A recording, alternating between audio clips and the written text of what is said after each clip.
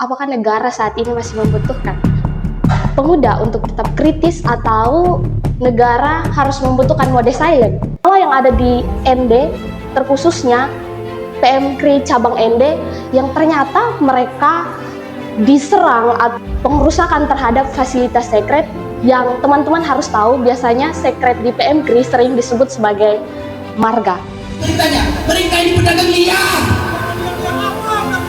Sedangkan mereka ini adalah warga ini. Ngomong baru pikir. Jangan pikir dulu baru ngomong. Orang di Pak. Dan tadi kau pengen tunjuk ke saya. Sayang hari ini. Warga ini. Ini kakak ini beria. Untuk dia ini bapak kita. Berbicara sepanjang pantai, kami juga akan menduga sebagai organisasi turis, yaitu Pulau Ende sedikit lagi akan menjadi milik Pemda ini. Saya Lucy, kembali di ruang diskusi yang penuh hangat ini. Terima kasih Saudara Lucy sebagai host yang telah mengundang kita dari Dewan Pimpinan Cabang PMKRI Cabang Kupang, Santo Franciscus Xaverius. Sebelumnya perkenalkan saya Rian Korikele, Ketua Termandat PMKRI Cabang Kupang. Kebetulan Pak Ketua sendiri sedang melakukan kegiatan nasional di Jakarta, Konferensi Studi Nasional. Terkait dengan pertanyaan saudara, pandangan kita dalam hal ini sebagai kader perhimpunan dan juga sebagai rasa fraternitas di dalam 3 benang merah PMKRI tersendiri, kita memiliki perhatian yang khusus terhadap rekan-rekan perjuangan kita di PMKRI Cabang ND. Dalam hal ini, sebagaimana tindakan represif yang dilakukan oleh alat daerah dalam hal ini alat daerah Kabupaten ND, yaitu Satpol PP, Camat ND Tengah, dan juga Lurah Penekore. Ini yang dimana mereka melakukan tindakan represif, diduga melakukan pengerusakan fasilitas marga seperti kaca, meja, dan lain sebagainya yang dilakukan oleh alat daerah tersebut di marga siswa PMKRI Cabang ND. Saya telah melakukan konfirmasi dengan teman-teman PMKRI Cabang ND bahwasannya mereka telah mengumpulkan alat bukti untuk melakukan proses lebih lanjut, dan kemarin teman-teman PMKRI Cabang ND dalam hal ini diwakili oleh Ketua PMKRI Cabang ND, Saudara Dantur, didampingi oleh Ketua PMKRI Cabang Kupang, telah melakukan pelaporan ke Kemendagri, Kementerian Dalam Negeri. Lalu mereka akan melakukan proses lebih lanjut di Mabes dan juga dalam hal ini Kepolisian Resor ND melakukan laporan. Di sini saya mau bertanya, Kak. Katanya awalnya terjadi hal tersebut dipicu dari PMKRI ND melakukan aksi terkait dengan penggusuran lapak pedagang kaki lima yang ada di sekitaran pantai Ndao. Betul Kak itu yang terjadi? Ya, ini betul. Konflik ini bermula dari penggusuran yang dimana pemerintahan Kabupaten ND yang katanya telah melakukan sosialisasi tetapi diabaikan oleh warga Ndao. Nah, tetapi ini yang perlu kita melihat bahwa dari sisi kemanusiaan, bahwasannya yang menjadi mata pencarian warga di sekitar sepadan Ndao sebanyak 53 kepala keluarga, 53 lapak dari warga Ndao tersebut, yang mana mata pencariannya dari situ, UMKM, perputaran ekonomi keluarga, dan membiayai hidup, baik itu hidup keluarga dan juga biaya hidup, biaya pendidikan anak sekolah dasar sampai dengan tingkat SMA. Nah, namun teman-teman PMKRI ini juga diminta oleh warga Ndao untuk melakukan pendampingan dan advokasi di warga Ndao, mulai dari awal advokasi hingga melakukan audiens hingga pada aksi demonstrasi ini juga untuk menuntut, meminta kebijakan ini minimal ada solusi yang diminta oleh teman-teman PMKRI dan juga IMM kemarin di ND. Nah, kira-kira pasca penggusuran warga ini dikemanakan gitu. Nah, tetapi per hari ini setelah penggusuran kemarin tanggal 17 itu warga Ndao sendiri masih pada diungsi di tempat itu, ya, ditidur saja di tempat itu, tidak tahu untuk dikemanakan, sehingga tidak ada solusi yang lebih relevan. untuk menjawab persoalan-persoalan ini. Nah, sehingga per hari ini konflik ini memasuki babak baru dengan teman-teman PMKRI dan juga mahasiswa serta pemuda dan sebagaimana rakyat yang mendukung Wargandao.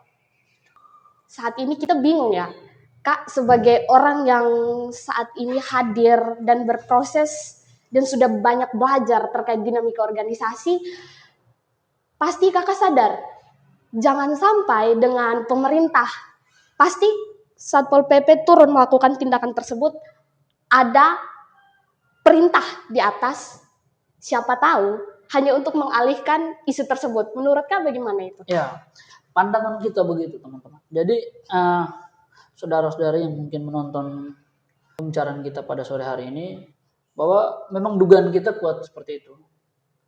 Tanpa ada arahan, tanpa ada perintah dari kepala daerah dalam hal ini bupati, yang pastinya tidak akan melakukan tindakan represif oleh alat daerah dalam hal ini camat,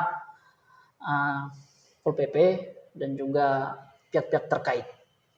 Nah, jadi dugaan kita kuat sehingga kemarin teman-teman PMKRI cabang ND sudah mengumpulkan banyak alat bukti untuk membuat laporan, yang mana kita ketahui bahwa marga siswa yang mana sebagai sekretariat dan juga tempat diskusi, tempat ngobrol anak-anak muda, tapi dirusaki fasilitasnya oleh alat daerah.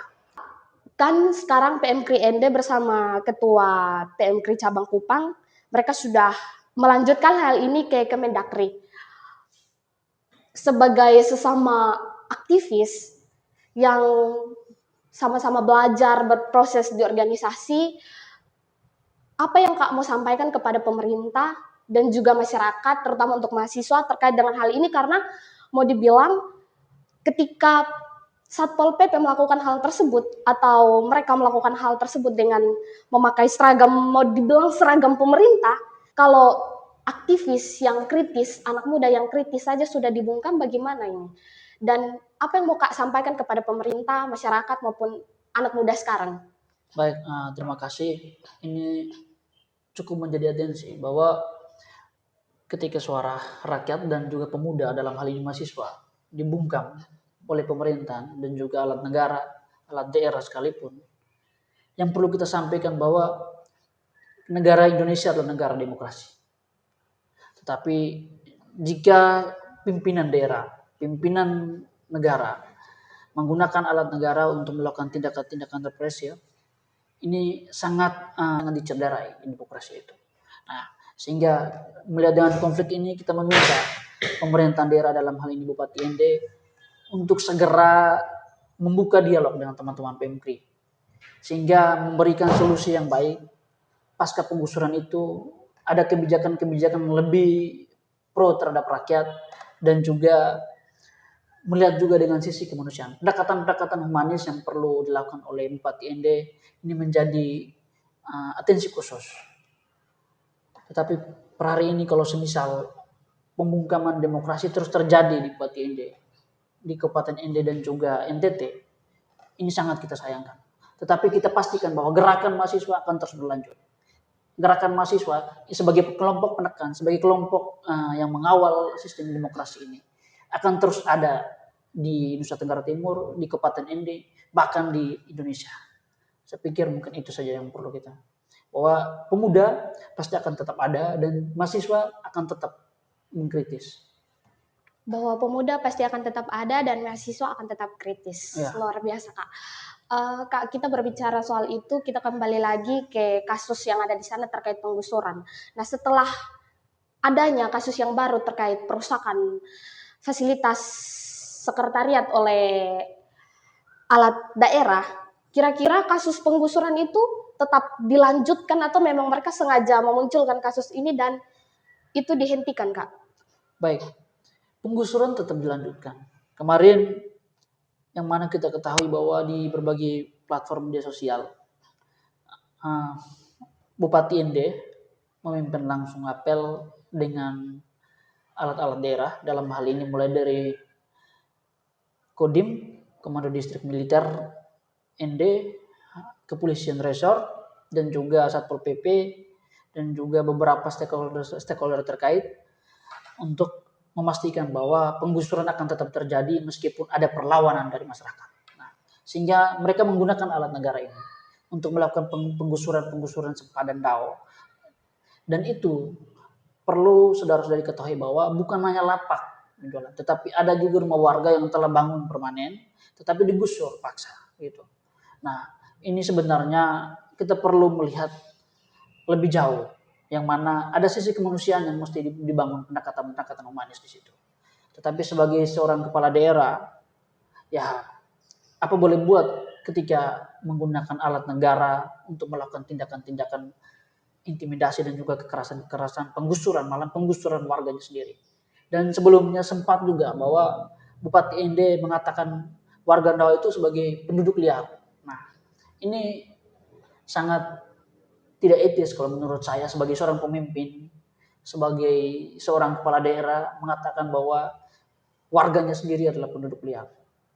Apakah betul saudara Bupati sudah pernah turun langsung dan meng-cross check bahwa memastikan penduduk itu, warga Ndau itu penduduknya Bapak atau bukan? Nah, ini yang perlu Bapak pastikan di lapangan semestinya. Meskipun itu bukan warga atau bukan KTP berdomisili ND, tetapi ini juga merupakan bagian dari kita sisi kemanusiaan, manusia negara Indonesia. Bupati ND mengatakan bahwa warga sekitar Ndau itu adalah penduduk liar. Ini tadi Kak sampaikan bahwa penggusuran itu bukan hanya untuk lapak, tapi juga untuk rumah warga yang sudah dibangun secara permanen. Apakah dari pihak pemerintah tidak memberikan solusi seperti memberikan tempat tinggal untuk mereka begitu? Tidak ada Kak, langsung digusur-gusur saja begitu. Ya, nah itu persoalannya ini sehingga PMKRI, teman-teman mahasiswa, IMM, lainnya, aktivis lainnya yang ada di ND terus getol, terus menyuarakan untuk meminta dialog dengan Bupati. Sehingga adanya ruang dialog untuk menanyakan kira-kira solusi pasca penggusuran itu ada relokasi tidak gitu. Nah, hingga hari ini tidak tahu tempatnya di mana dan dikemanakan kira-kira pasca penggusuran warga Ndau ini dikemanakan gitu. Nah, sehingga per hari ini ada juga warga yang mengeluh, kadang mereka mau ke keluarganya juga, mereka akan berpikir kembali akan diterima atau tidak di sana gitu. Nah, jadi ada juga anak-anak SD, anak-anak SMP yang tidur saja di bekas-bekas penggusuran itu gitu, hingga hari ini. Jadi sayang sekali, miris tindakan Bupati ND.